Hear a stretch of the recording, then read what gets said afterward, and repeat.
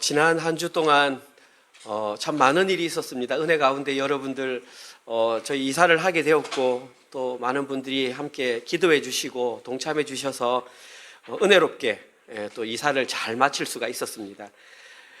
오늘 아침에 이제 제가 처음 이제 눈을 떠서 제가 사는 주변이 어떠한가 이렇게 한번 쭉 둘러봤습니다. 그래서 저희 집이 어디에 있냐면 크리스찬 스쿨 바로 앞에 있는데 그 크리스찬 스쿨 조금만 위로 올라가면 세븐힐하고 이렇게 이제 지역이 붙어 있습니다.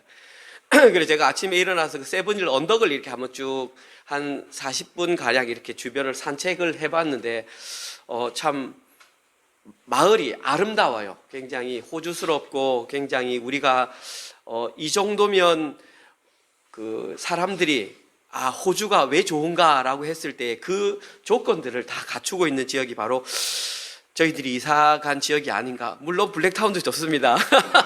안 좋다는 말이 아니라 여기도 좋다 이제 이 말입니다. 이게 좀 블랙타운과는 또 조금 색다른 그런 느낌이 조금 있었습니다. 아무튼 그 산책을 하면서 여러 가지 많은 생각을 하면서 지금 저희들이 예배 드리는 이게 녹화가 되거든요. 녹화가 되는데 우리만 예배 드리는 게 아니라 곳곳에 이제 한국에도 이렇게 가나 봅니다. 그래서 그런 얘기가 들립니다. 제가 하는 설교가 조금 어렵다는 그런 얘기가 들려서 가급적이면 제가 쉽게 오늘은 원어도 좀 쓰지 않고 그냥 쉽게 한번 해볼 테니까 여러분들이 같이 마음을 공감해서 좀 나눌 수 있는 은혜가 좀 많이 있었으면 좋겠습니다. 그러면 한번 시작해 보겠습니다. 여러분들은 이 잠언서를 누가 기록했다고 생각을 합니까? 잠언서의 저자는 누구일까요? 윤지야, 장난치지 말고. 잠언서 저자가 누구야?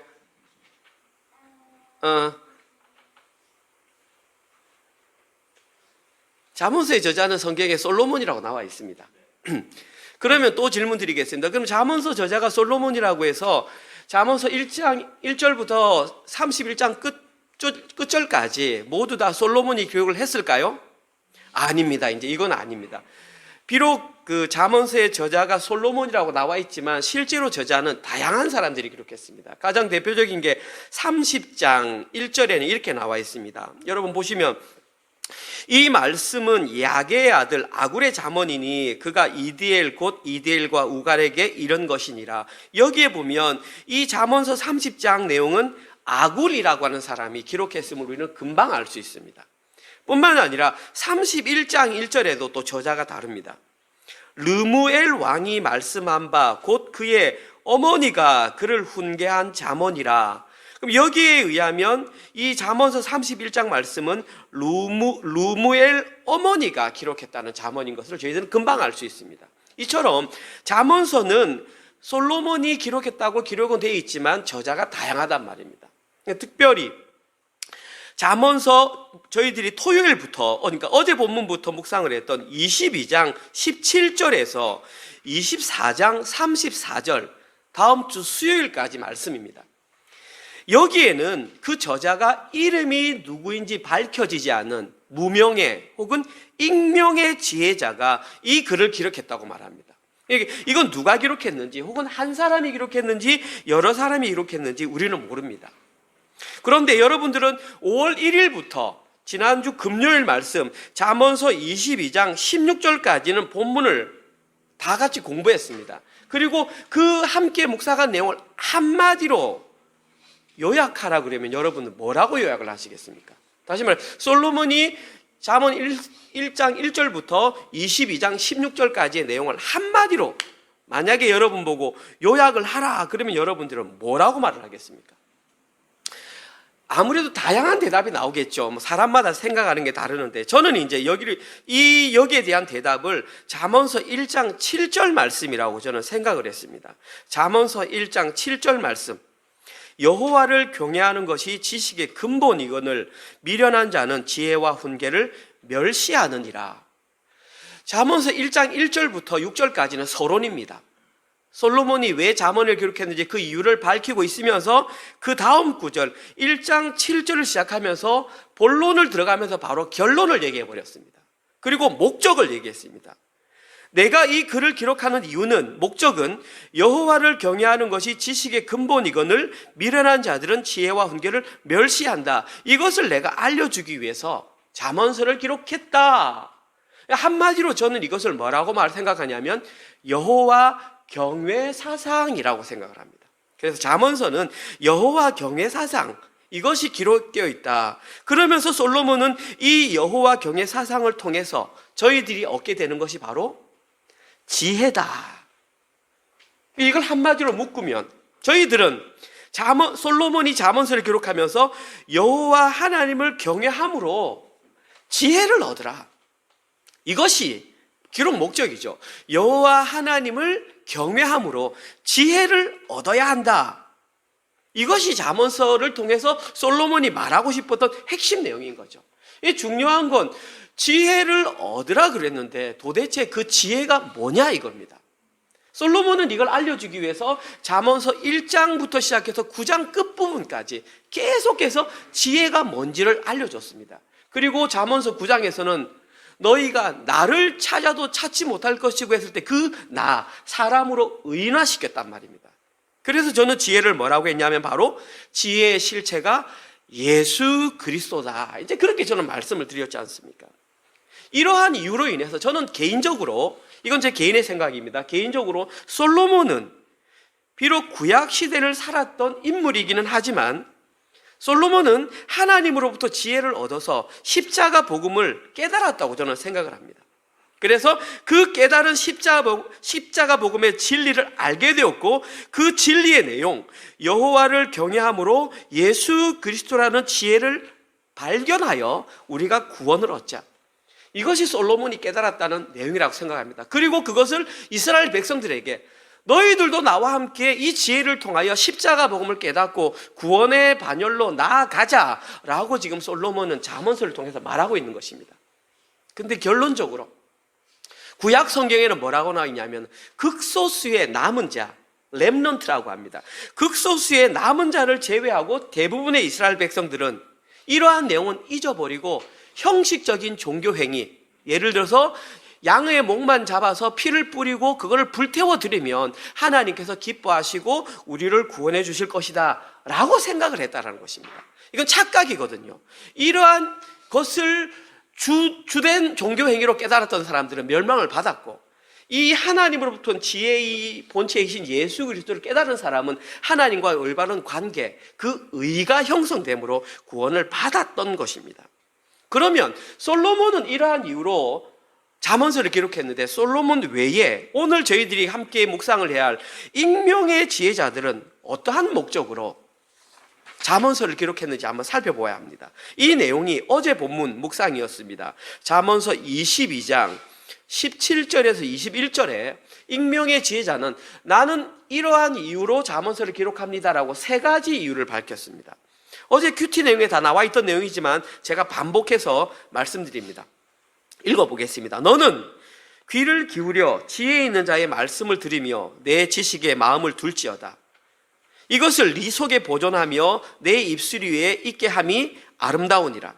내가 네게 여호와를 의뢰하게 하려 이것을 오늘 특별히 너에게 알게 하였노니 내가 모략과 지식의 아름다운 것을 너를 위해 기록하여 네가 진리의 확실한 말씀을 깨닫게 하며 또 너를 보내는 자에게 진리의 말씀으로 화답하게 하려 함이 아니냐.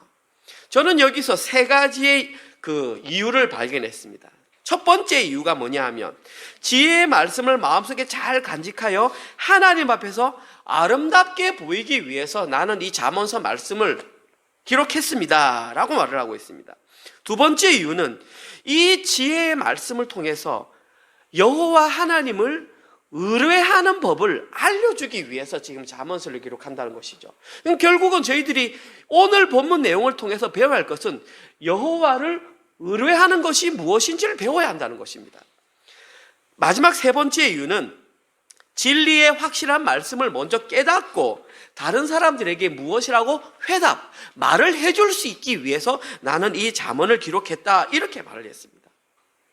제가 어제 묵상에서도 이것을 말씀드렸지만 여기에 기록된 세 가지 이유와 우리가 좀 전에 살폈던 솔로몬이 잠언서를 기록했던 한 가지 이유가 결론적으로는 똑같다는 것을 우리는 너무나 쉽게 발견할 수 있습니다. 다시 말해서 잠언서의 저자가 누구이든 상관이 없이 잠언서 내용에는 그 여호와 경외 사상이 완벽하게 들어있는 것을 저희들은 알 수 있습니다. 다시 얘기하지만 여호와를 경외함으로 지혜를 얻자.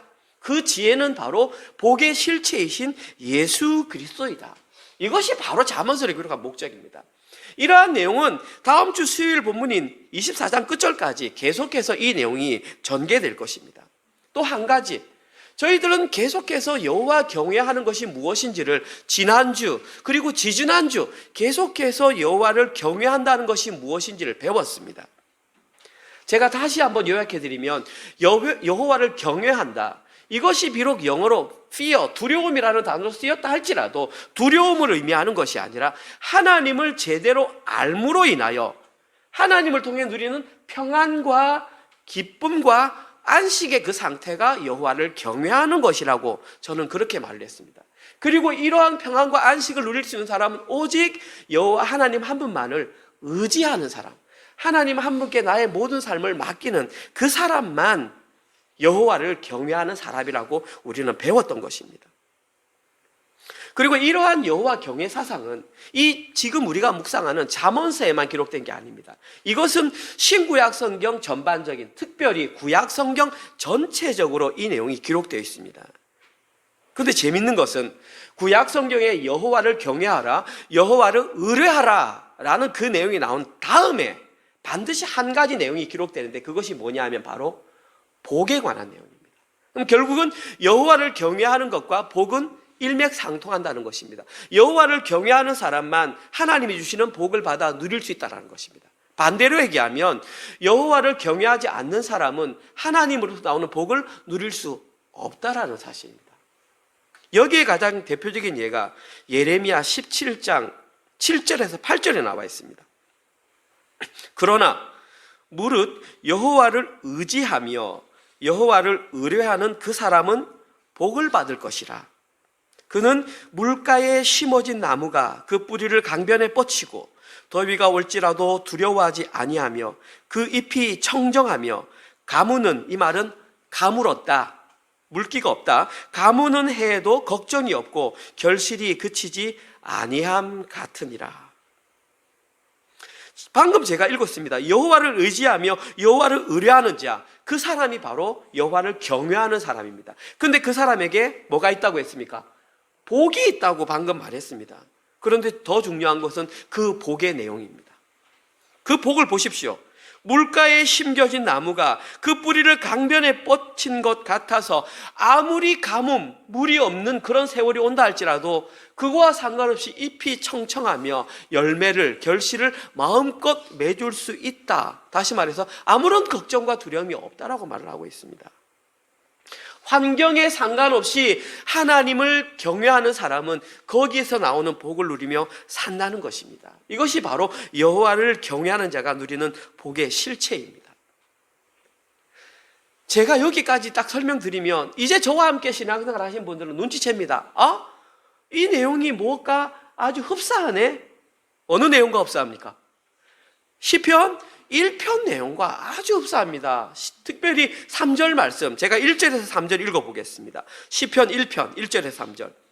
복 있는 사람은 악인들의 꾀를 따르지 아니하며 죄인들의 길에 서지 아니하며 오만한 자들의 자리에 앉지 않고 오직 여호와의 율법을 즐거워하며 그 율법을 주야로 묵상하는 자로다. 이들을 한마디로 말하면 여호와를 경외하는 자들이다. 그들이 누릴 복은 다음과 같다. 그는 시냇가에 심은 나무가 철을 따라 열매를 맺으며 그 잎사귀가 마르지 아니함 같으니 그가 하는 모든 일이 다 형통하리로다.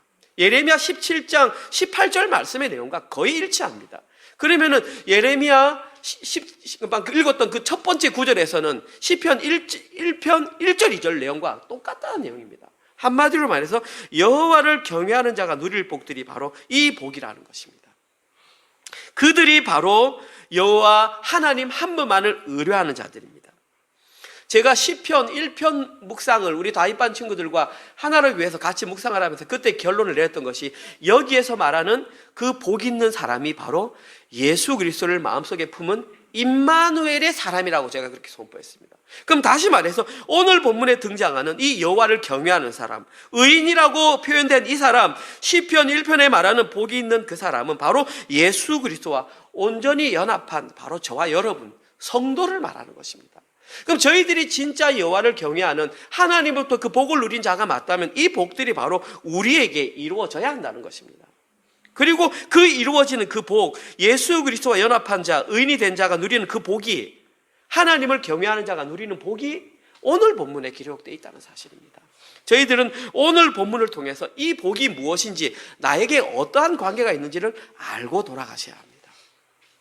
오늘 본문에서 가장 중요한 구절은 10절과 11절입니다. 오늘 본문. 옛 지계석을 옮기지 말며 고아들의 밭을 침범하지 말지어다. 대저 그들의 구속자는 강하시니 그가 너를 대적하여 그들의 원한을 풀어주시리라. 여기에서 어려운 단어 두 가지는 첫 번째 지계석이라고 하는 단어와 그 다음 절에 나오는 구속자라고 하는 단어입니다. 먼저 구속자에 대해서 먼저 배워보겠습니다. 제가 또 약속을 못 지킬 것 같습니다. 히브리어 써야 됩니다. 죄송합니다. 여기서 말하는 구속자는 고알람이라고 합니다. 고알람. 이 고알람이라고 하는 뜻은 뭐냐 하면 속량하다, 친척의 역할을 하다, 이런 뜻입니다. 쉽게 얘기할게요. 돈을 대신 갚아주는 사람입니다. 그게 고알람입니다. 이 단어의 원어, 뿌리가 뭐냐 하면 어근은 고엘 혹은 꼬엘이라고 합니다. 여러분은 아마 고엘이라고 해서 많이 들어보셨을 것입니다. 이 고엘이라고 하는 것은 어떤 거냐 하면 어떤 한 사람이 살아가다가 살인을 당했어요. 그러면은 구약 시대에 살인을 당하면 어떻게 해결을 해야 되죠? 이에는 이, 눈에는 눈이 구약 시대 법이었습니다. 그럼 여러분들 이렇게 생각할 수 있습니다. 와, 그러면은 야, 구약 시대 법도 참 잔인했다. 만약에 치준이가 저를 때리면 저도 가서 치준이를 때리는 것이 구약 법이다. 야, 참 잔인하다. 그게 아니라 하나님께서는 보호하기 위해서 이걸 만든 거예요. 무슨 말이냐면 만약에 제가 치준이를 때렸으면 치준이는 화가 날 거 아닙니까? 그러면 저한테 한 대를 때리지 않고 사람의 본성은 두 대, 세 대를 때리는 것이 본성입니다. 두 대, 세 대 때리지 말라는 것입니다. 한 대만 때려서 그것에서 끝내라는 것이 바로 이 법의 의도? 취지였던 것입니다. 그런데 보십시오. 만약에 죄가 있었는데 죄와 관련된 어떤 사람이 만약에 죽임을 당했어요. 그럼 이 사람은 죽임을 당하면 어떻게 해요? 죽은 사람이 다른 사람에 가서 복수를 할 수 있나요? 없나요? 못하죠. 그러니까 제가 대신 가서 이 사람을 대신해서 저 집에 있는 한 사람을 죽여요. 그러면 이 애는 이 칼에, 눈에는 눈이 끝난 거잖아요. 이렇게 그냥 복수해 줄 수 있는 이 사람을 고엘이라고 하는 거예요. 더 쉽게 얘기하면 어떤 사람이 경제적인 손실을 입었어요. 근데 내가 이 경제적인 손실을 갚아주기 위해서 그 행위를 하는 사람, 그 사람을 고엘이라고 하는 거예요. 이 모든 것은 구약시대의 하나의 사회보장제도 혹은 사회안전장치로 만들어져 있었던 법이에요. 여기에 대한 법이 어디냐면 레위기 25장 25절에 나옵니다. 제가 읽어볼게요. 만일 네 형제가 가난하여 그의 기업 중에서 얼마를 팔았으면 그에게 가까운 기업물을 자가 와서 그 형제가 판 것을 물을 것이니라. 한국말이지만 어려워요. 특별히 청소년부, 우리 유초등부 아이들은 무슨 말인지 몰라요. 여기서 말하는 기업이라고 하는 것은 땅을 말해요. 이스라엘 백성들은 가나안 정복 이후에 각 지파별로 땅을 분배를 받았어요. 그리고 그 지파에 속한 사람들은 가족별로 땅을 따로 분배받았어요. 그러면 이 땅은 하나님께서 주신 것이기 때문에 이렇게 어떻게 조치를 취하면 안 돼요. 그런데 먹을 것이 없으니까 어떻게 해요? 그러면 결국 땅을 팔아야 되잖아요. 그럼 땅을 팔았어요.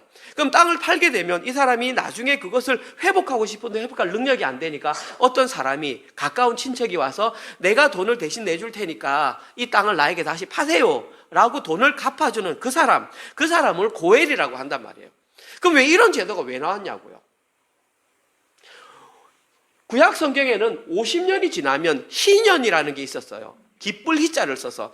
그 우리말로 쉽게 설명을 하면 똘똘말이 하는 거예요. 무슨 말인지 아시나요? 있어요. 이렇게 옛날에 우리 이 꼬돌이 같은 거 치다가 돈 네가 잃고 하다가 누가 많이 잃으면 그냥 엎어보자. 엎어가지고 똑같이 쌤쌤이 나누는 거. 그냥 그렇게 하는 거. 이것이 50년 되면 하나님께서는 그렇게 하라고 명령을 하셨어요. 그런데 이 이스라엘 사람들 마음속에 욕심이 들어가니까 하나님께서 50년이 지난 다음에 돌려주라고 그랬는데 돌려주지 않는 마음이 생긴 거예요. 이스라엘 역사상 단 한 번도 희년이 성취된 적은 없었습니다. 지금 이 제도가 그것을 기업을 물을 자이니라 이렇게 했는데 여기 나오는 물을 것이니라 이 단어의 원어가 고엘, 대신 갚아주다, 지금 이런 뜻입니다. 여러분들이 성경에 나오는 고엘의 가장 대표적인 인물이 누구일까요? 바로 룻기에 나오는 보아스입니다. 설명 생략합니다. 지금 시간이 많이 갔기 때문에. 룻이라고 하는 사람은 모압 여인, 이방 여인이었는데 원래 그 자기 남편은 이방 사람이어야 되는데 유다 사람 엘리멜렉이 모압으로 이사를 갔어요. 왜냐하면 유다 지역에 기근이 들어가지고 먹고 살려고. 그런데 거기서 자기 아들 둘을 이방 여인 룻과 또 한 명 이름이 뭐죠? 모르겠습니다. 하여튼 적어놨는데 모르겠습니다. 하여튼 룻과 그 이 두 며느리가 있었는데 한 며느리는 돌아가 버렸어요. 근데 룻은 나오미를 따라서 유다 땅으로 돌아왔고 그 다음에 이제 보아스가 사는 밭에 가서 음식을 먹다가 결국은 보아스와 같이 결혼을 하게 되었다는 것입니다. 그리고 그때 낳은 아들 이름이 오벳, 오벳이 낳은 아들 이름이 이세, 이세가 낳은 아들 이름이 다윗, 이렇게 됐단 말입니다. 그래서 구약 성경에 등장하는 고엘의 가장 대표적인 이름이 바로 보아스. 왜 그 집안에서 일으켰냐고요? 제가 말씀드렸잖아요. 보아스, 오벳, 이세, 다윗. 다윗의 뿌리에서 누가 나오죠? 예수 그리스도가 나오지 않습니까? 상징적인 의미입니다. 진정한 구속자, 진정한 구원자는 바로 다윗의 후손인 예수 그리스도에게서 나오겠다는 것을 지금 상징적으로 우리에게 가르쳐주고 있다는 것입니다. 그런데 오늘 보면 11절을 보시면 나오미에게 고엘이 되어준 그 보아스와 같은 그 구속자가, 그 구속자는 너무나 강하셔서 그들의 원한을 다 풀어주신다고 했습니다. 그들의 원한을 다 풀어주는 그 구속자가 오늘 본문에는 만군의 하나님 여호와라고 분명하게 나옵니다. 예레미야 50장 34절. 그들의 구원자는 강하니 그의 이름은 만군의 여호와라. 반드시 그들 때문에 싸우시리니 그 땅에 편안함을 주고 바벨론 주민은 불안하게 하리라. 그들의 구원자 고엘, 오늘 본문에 나오는 구속자 고엘, 똑같은 단어입니다. 그런데 그 구원자의 이름이 뭐냐면 바로 만군의 여호와라고 당당하게 나와 있습니다. 만군의 여호와가 그들의 구속자, 그들의 대속자, 그들을 갚아주는 자가 되어서 그들의 원한을 갚아준다고 했습니다. 여러분들이 예레미야서를 읽어보시면 알겠지만 이스라엘 백성들이 저지른 죄악이 얼마나 악독한지, 얼마나 어이가 없는지 여러분들이 아마 느끼실 겁니다. 그러함에도 불구하고 하나님께서는 그들의 구속자가 되어주시고 그들의 구원자가 되어주시겠다고 오늘 본문에 말을 했던 것입니다. 따라서 오늘 본문에 기록된 그들을 모든 대적자들로부터 보호해 주실 그들의 강한 구속자는 바로 만군의 여호와 하나님, 지금 현재 우리가 생각하는 것은 성육신하여 이 땅에 우리를 대속하여 오셨던 예수 그리스도, 지금 우리와 함께 계신 임마누엘 되신 그분이 바로 우리의 구속자, 우리의 구원자라는 것입니다.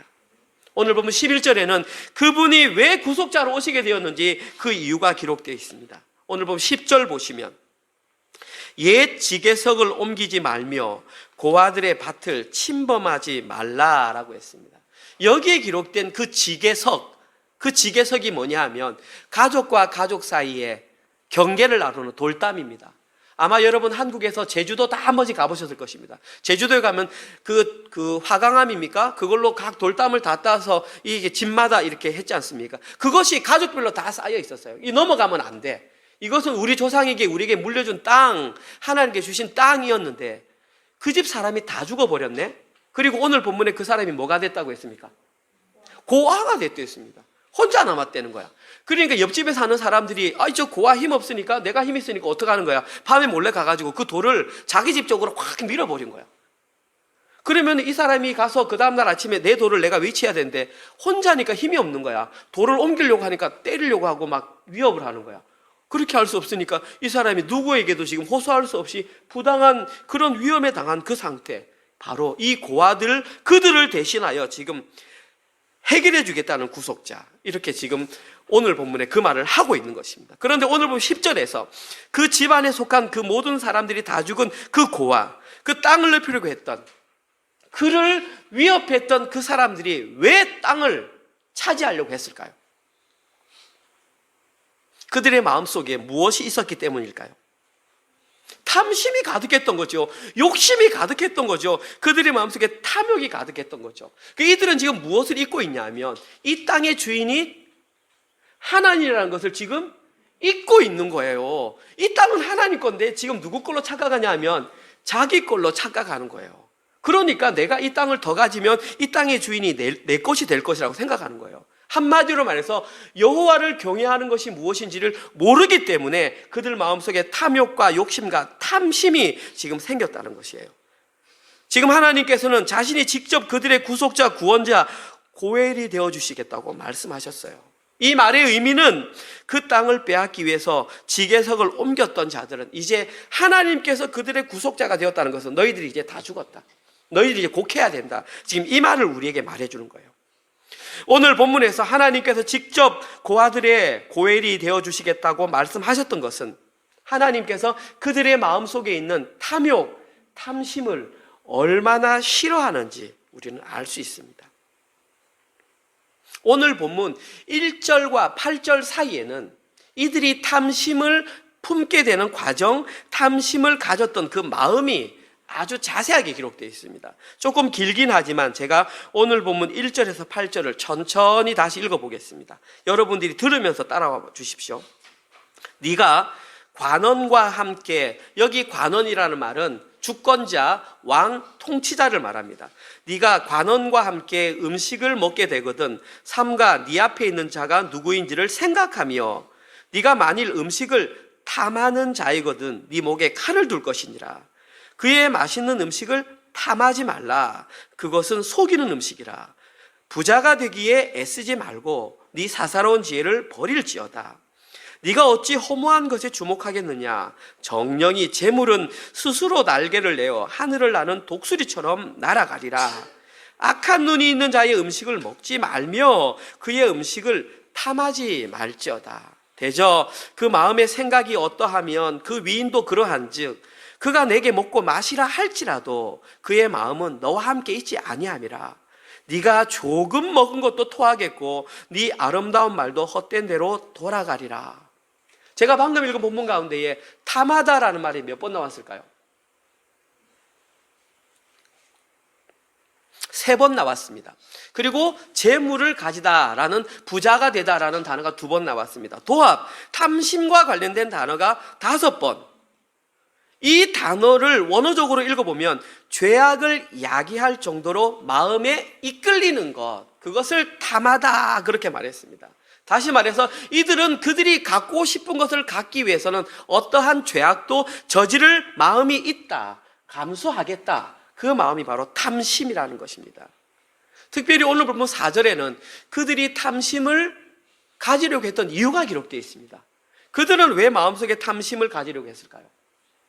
부자가 되기 위해서 그렇다. 부자가 되기 위해서.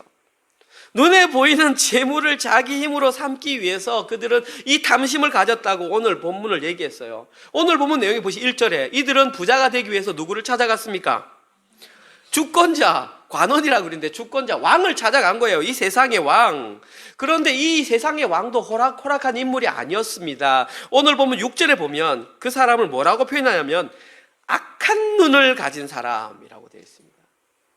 물론 악한 눈을 가진 사람의 반대는 선한 눈을 가진 사람이겠죠. 선한 눈을 가진 사람은 여호와를 경외하는 사람일 것이고, 이 사람이 악한 눈을 가졌다는 것은 하나님을 경외하는 마음이 단 하나도 없는 사람이라는 말입니다.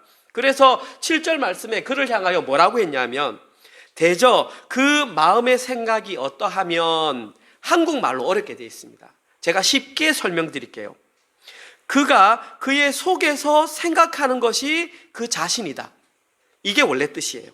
다시 말해서 그가 생각하는 것이 그의 실체다. 그가 무슨 생각을 하냐면 악한 생각을 한다고 그랬잖아요. 그럼 그 사람은 악한 사람이다. 지금 이 말을 지금 어렵게 기록해 놓은 것입니다. 지금 이 주권자는 자신을 찾아온 사람에게 뭐라고 했냐면 마시라, 먹으라 말을 했지만 사실 그 사람 생각에는 악한 생각이 있었다는 것을 지금 표현하는 것입니다. 결국 오늘 보면 8절을 보시면 그 주권자에게 도움을 요청하러 갔던 그 사람은 왕 앞에서 음식을 얼만큼 먹었다고 했나요? 조금 먹었다고 했어요. 8절 본문을 원어로 보면 제일 앞에 등장하는 단어가 조금이라고 하는 단어입니다. 그 다음에 나머지 주어 동사가 나옵니다.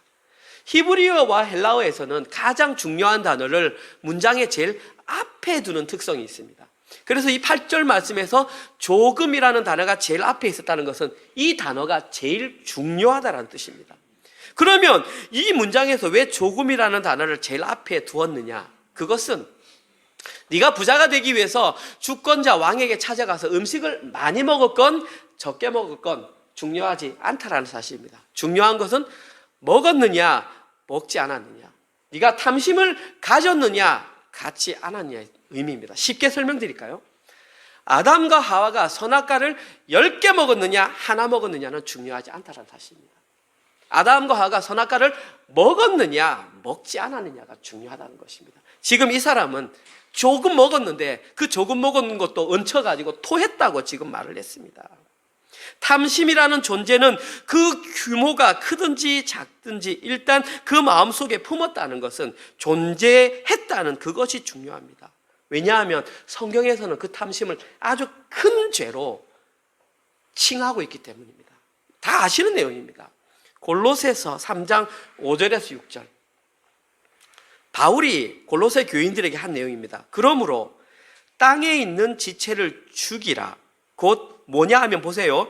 음란, 부정, 사욕, 악한 정욕과 탐심이라. 탐심은 우상숭배니라. 앞에 죄 다 나빠요. 다 나쁜데 그 중에 특별히 탐심이 나쁜 이유는 바로 우상숭배다.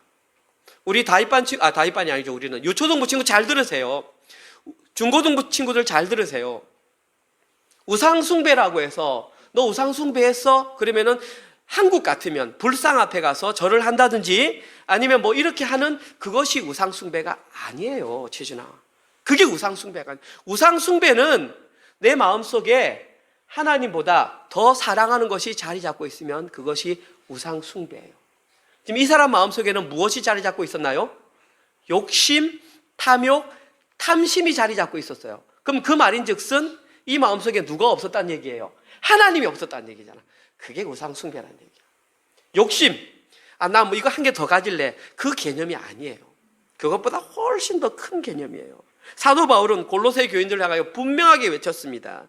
위의 것을 생각하고 땅의 것을 생각하지 말라고 말을 하면서 땅에 있는 지체를 죽일 때에 가장 강조했던 것이 바로 탐심. 왜냐하면 탐심이 우상숭배였기 때문입니다.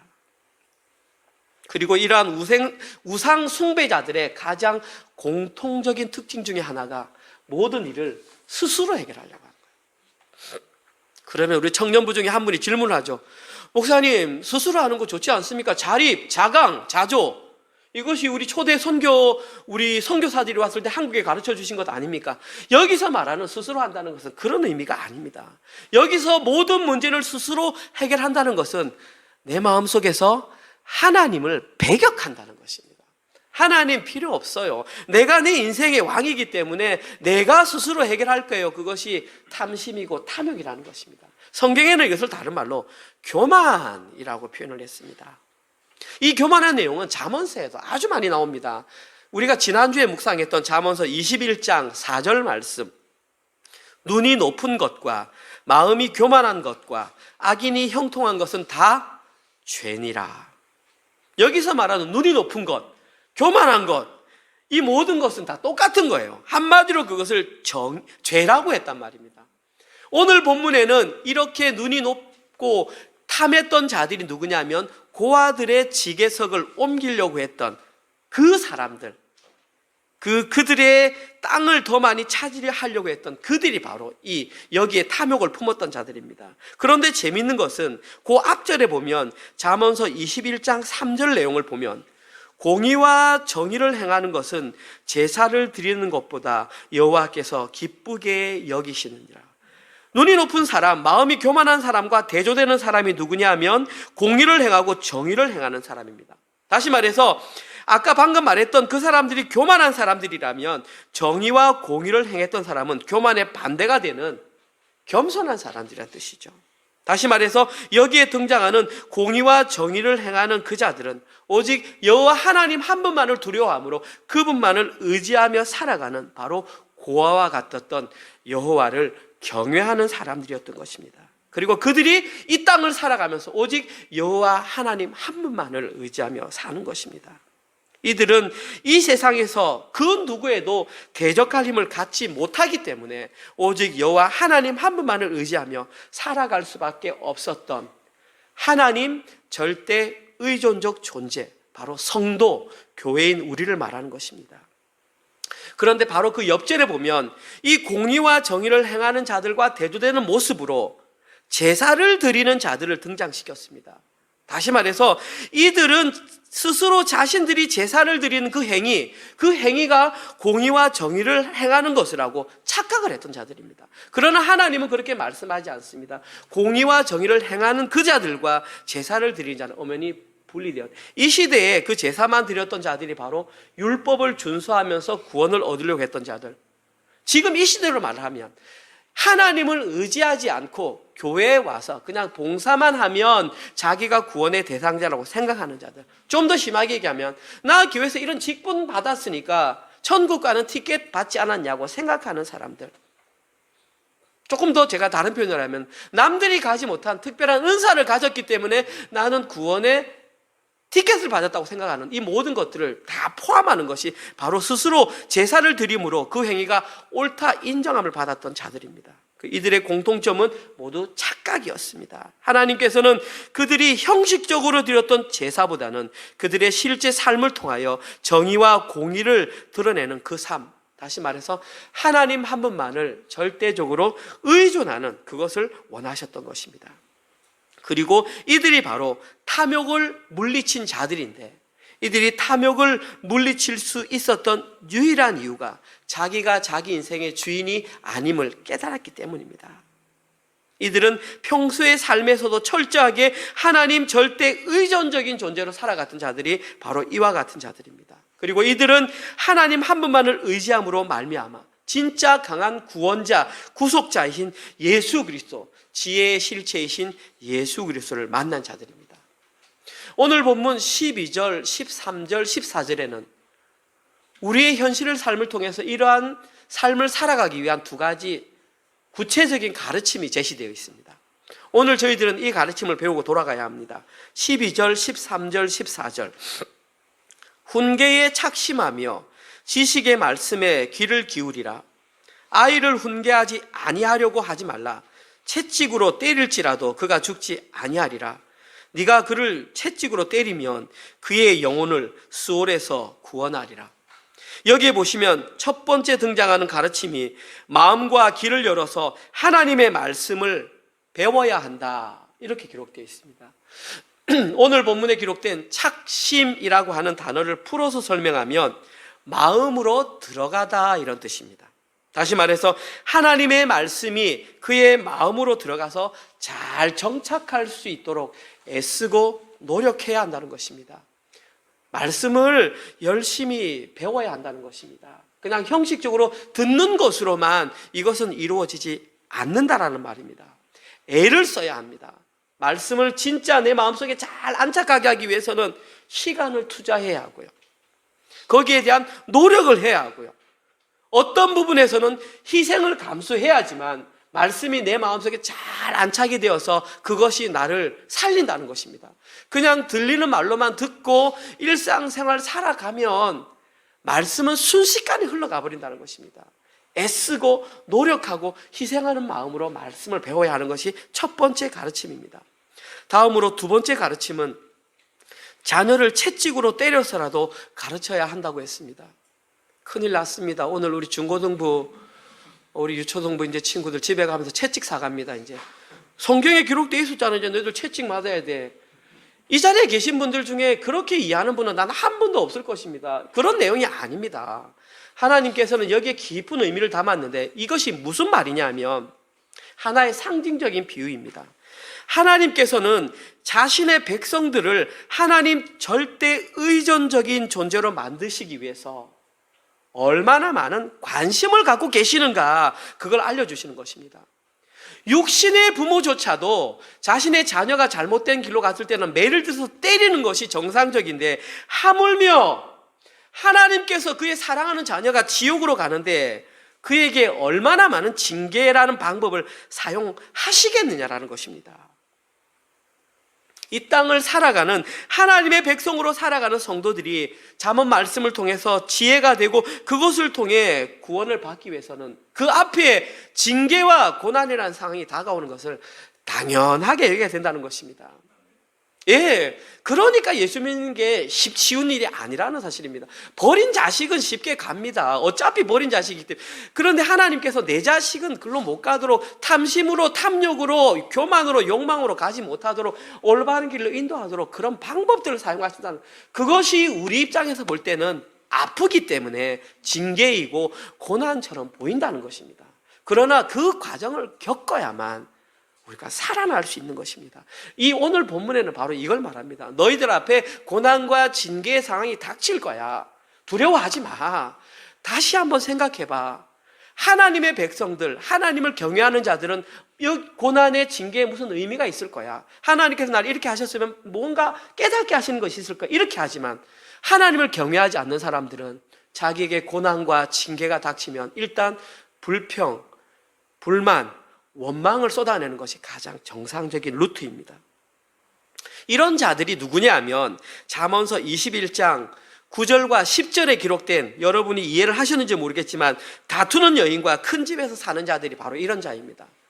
다투는 여인과 큰 집에서 사는 자가 나쁜 사람 같으면 아마 여기에 계신 남자 집사님들 아마 다 그런 분들이 아닐까. 네, 그런 뜻이 아니란 말입니다. 욕망을 가지고 그것이 잘못된 길인 줄 알면서도, 여기서 다투는 얘는 음녀를 말합니다. 그녀가 음녀인 줄 알면서도 지금 눈에 보이는 그 물질을 누리기 위해서 맞추어 사는 그 사람을 말하는 것입니다. 그 사람은 하나님을 경외하는 자가 아니라는 것입니다. 그 집이 아무리 큰 집이어도 거기서는 살아서는 안 됩니다.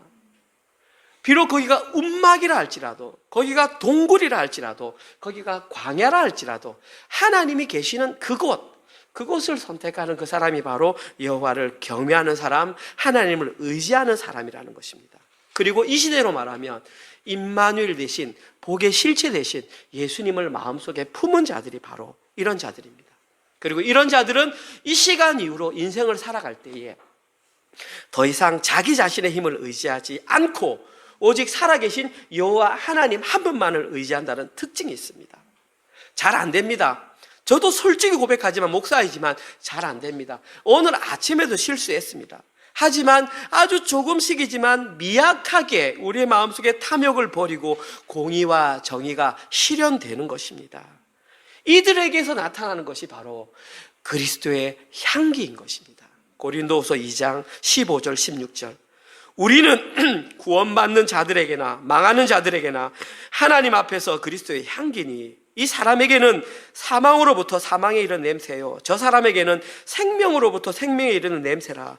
누가 이를 감당하리요? 진짜 여호와 하나님을 경외하며 살아가는 그 사람에게서는 미미하지만 조금씩 그리스도의 향기가 드러나야 하는 것입니다. 그리고 제가 말씀드렸지만 그 향기의 가장 대표적인 형태가 겸손입니다. 왜냐하면 교만과 탐욕과 반대되는 개념이 겸손이기 때문입니다. 우리 친구들 오해하지 마십시오. 겸손이 부끄러워하고 말할 때 말 못하고 하는 것이 겸손이 아닙니다. 겸손은 내 마음속에 예수님이 살아계심으로 아닌 것은 아니다라고 당당하게 말할 수 있는 것이 겸손입니다. 왜냐하면 내 속에 하나님이 살아계시기 때문에. 나는 하나님을 두려워하기 때문에 세상에 너희들이 잘못 길로 갈 때 난 그리로 가지 않을 거야. 99%의 사람들이 다 그리로 간다 할지라도 나는 말씀을 알기 때문에 1%인 나는 이리로 갈 거야 라고 선택하는 그것이 바로 겸손이라는 것입니다. 진짜 겸손은 두려워할 자를 두려워할 줄 아는 것이 겸손입니다. 우리는 하나님을 두려워하는, 하나님 한 분만을 의지하는 자들이기 때문에 우리는 겸손한 자들이 되어야 되는 것입니다. 오늘 예배에 참여하신 모든 분들은 여호와를 경외한다는 의미와 하나님을 의지한다는 그 의미와 예수 그리스도가 내 마음속에 살아계신 그 지혜의 실제이신 그분을 마음에 모신 것의 의미를 제대로 깨달으시고 마음속에서 탐욕과 욕망과 교만을 모두 내어버리셔서 겸손이라는 향기를 풍기며 살아가시는 모든 분들 되시기를 주님의 이름으로 축원드립니다. 아멘.